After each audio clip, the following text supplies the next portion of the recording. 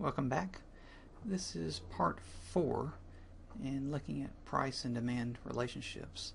In earlier parts we tried out some different models, fit those models, assessed how well they fit, and in those examples we determined that for our data a power model of this form with these particular coefficients was our best fit.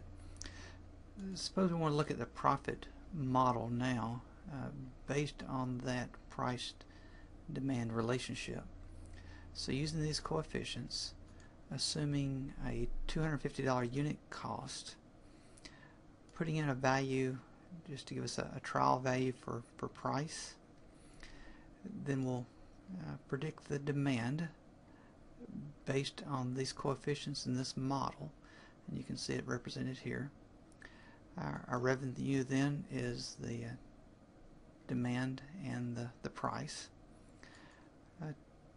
Total cost would be the unit variable cost and the demand, and then profit, revenue minus cost. Now suppose we want to explore how the profit varies as a function of our price. And so I've set up a range of prices to try from $2.60 to $7.50 in increments of $10. I want to use a one-way data table to examine this.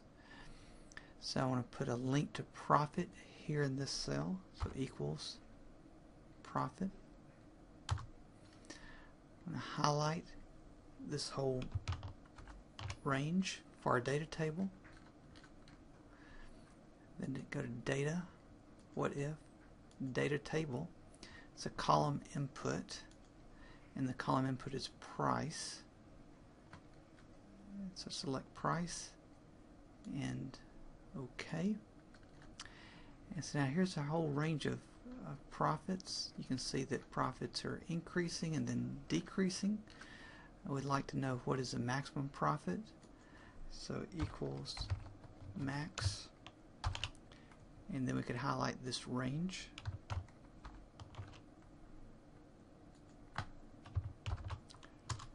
And that would tell me the maximum profit that we could expect based on our model and our assumptions.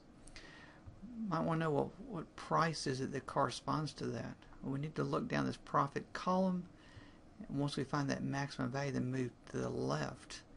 And so we can do that really in two steps.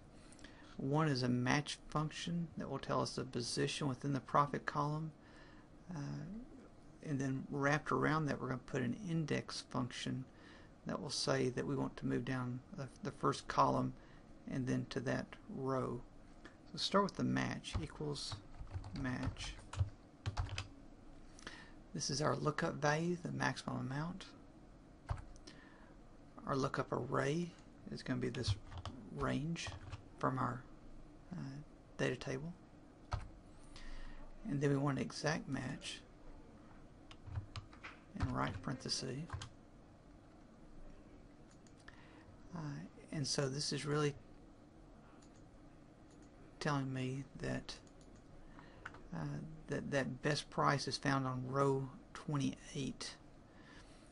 Now we can use an index function in which we capture this whole range down to the bottom of this table and tell it to come down this many rows and stay in column 1 and tell us that unit price. So around this we're going to put equals index. The array would be this whole range, and then a comma, and then this would be our row number from the match. Our column number would be 1 and a right parenthesis. Okay, and so it's telling us our best price is $530. And we said it was $1,040,906. And so you can see that corresponds correctly. Let's do two more things. Let's have conditional formatting highlight the max value in this range. So I just highlight this range to begin with.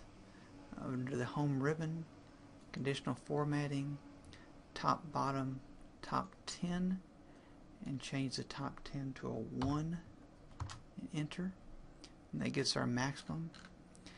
And then last step, let's do an XY scatter of this relationship.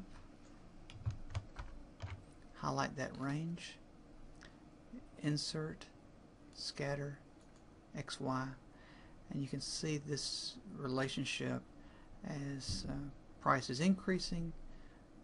We're continuing to have greater demand up to some point, and then the demand starts decreasing, and so there's this optimal price point based on our model and those assumptions. Thanks. See you next time.